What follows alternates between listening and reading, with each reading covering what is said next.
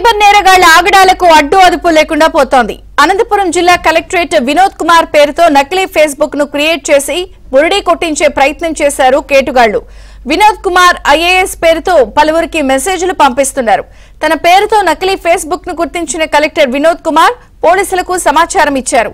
తన పేరుతో ఫేస్బుక్ ద్వారా ఎవరైనా డబ్బులు అడిగితే ఇవ్వొద్దని కలెక్టర్ సూచించారు. సైబర్ నేరగాళ్లతో అప్రమత్తంగా ఉండాలని సూచించారు.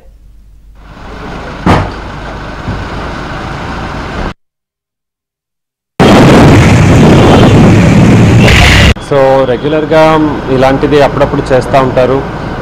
వాళ్ళపైన మనము కంప్లైంట్ ఇచ్చి దాన్ని బ్లాక్ చేస్తాము.